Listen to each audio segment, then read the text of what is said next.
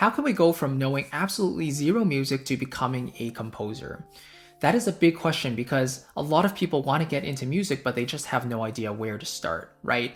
And a lot of the times it kills our dreams because we want aspirations, we have ideas of releasing music into the world or just writing stuff that touches people, but if we don't really have the foundations, then it becomes really difficult to realize. And so in this video, I want to share with you some simple steps that you can take to really start seeing that progress in your music, give you those foundations, and then turn that into a passion that really flourishes and allows you to output in a way that touches people in the long run. If at any point you want to check out my complete composing and orchestration workflow, I'd love to give you free access to my workshop down below in the description called the Complete Composer's Framework, and it goes through step by step how I go from the initial idea all the way to the polished final master. So if you want to see that in-depth process of how you actually can go from start to finish, then I want to give you access to that workshop completely free, and you can watch it on your own time. So yeah, without further ado, let's kind of jump onto the few steps from like how you can go from zero, like knowing absolutely no music, to a composer.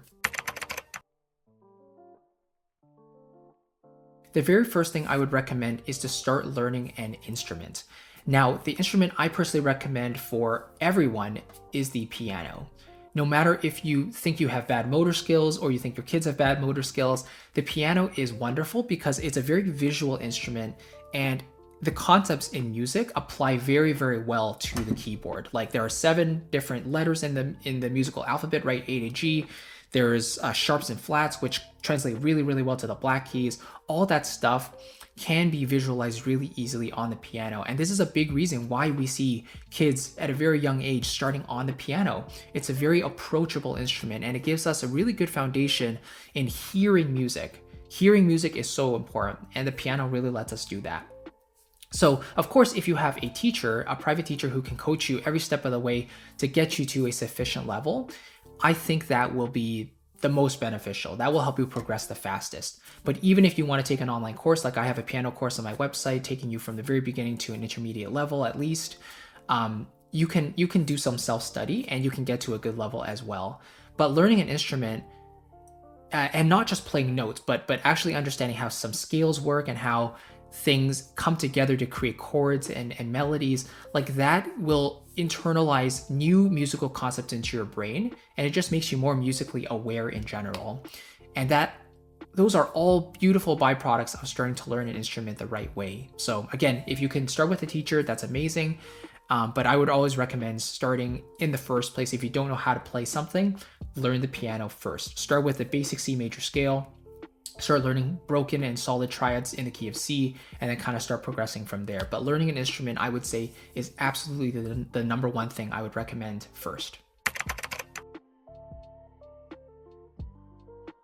All right, step number 2 is directly related to step number 1, and that is to supplement your instrument with music theory.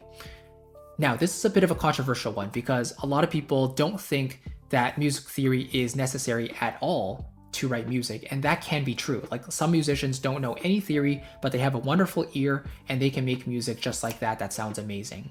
However, I do think there's something to be said about basic theory that gives you the foundational concepts to understand how music works to a degree where you can basically create whatever you want. But I don't think it's necessary to learn every single thing in music theory, because that can just be overwhelming and it starts to turn music into a science, and that's not really what we want. So I think it's good to know, major and minor scales. It's good to know how chords work, inversions, modal mixture, secondary dominance, all that stuff like that. I think that is foundational knowledge that every musician should know about in order to have a good foundation for writing music and translating what they hear in their head into their fingers onto the keys. Right. And again, I might be a little bit biased as a pianist, but I do think the piano is the most powerful instrument to start on, again, because it's so visual, and whatever you're hearing, you can translate that very well onto the keys. So supplementing your instrument learning with music theory, like if you're playing scales, it would be good to read up on scales, what type of scales there are, variations on those scales, right?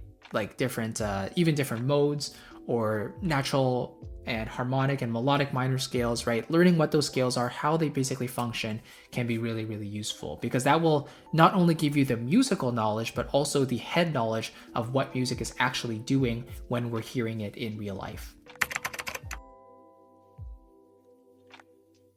So now the third step, once we start understanding how to play an instrument and understand the basic music theory knowledge behind how music actually works, is to start composing. Like, we actually want to start writing, and a guideline I like to give is 10 minutes a day.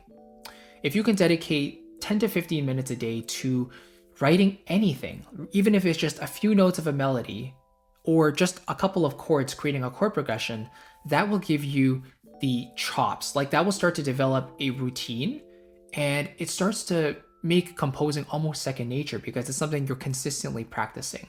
And I always like to use fitness as sort of what is it called? An analogy, right? Sorry, an analogy. So fitness is one of those things where you have to think about it in the long run, in years. You cannot expect to see results in the first month, really drastic results at least, right?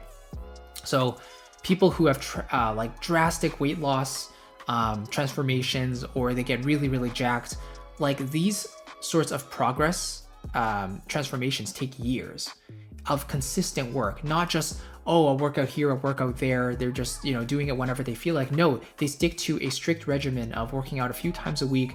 They do maybe a little bit of cardio to supplement it. They eat well, they eat enough protein. That all translates exactly to music in the same way. It's just more of a mental skill, right? Like when it comes to composing. So the more we write, the more we output, the more we're used to outputting, and this muscle in our brain starts to do it easier and easier over time. And that's why getting started in the first place is so important, because you just need that kick, and you have to give your brain and your body that initial kick to get started. But then the hard work after that comes through consistency. So if you can find a time in your schedule, in your calendar, every single day, or at least a couple times a week, to write music, even again, if it's just a simple melody or a chord progression, that will start getting those juices flowing, and it will just make the overall process easier and easier. So that is step number 3. And a lot of people skip steps 1 and 2. They just try to start writing right away without knowing how to play something, without knowing any music theory. And they're left with more questions than they started with. Like, oh, what did I just play? Why does that work? Or why does that sound bad? They can't answer those questions because they don't have that foundation. So I always recommend starting with piano, which is how I started, learning theory along the way, which I had to do because in order to get my ARCT diploma, I had to take theory courses and harmony and history and counterpoint and stuff. And I don't regret that at all. Like, there are points where I threw temper tantrums as a kid because I didn't want to practice piano. But looking back now, I realized that that was all fundamental technique and knowledge I had to have in order to become a more well-rounded composer. So I'm really thankful that my parents gave me the opportunity to take those classes and become a more well-rounded musician. And I strongly recommend you do the same if you can. Now, just before you go, I want to give you one bonus tip, and that is to listen to as much music as you can. Now, I think you can listen to at least one new piece of music a day. And, pieces can range from 1 minute all the way to 10, 15, 20 minutes, even a few hours.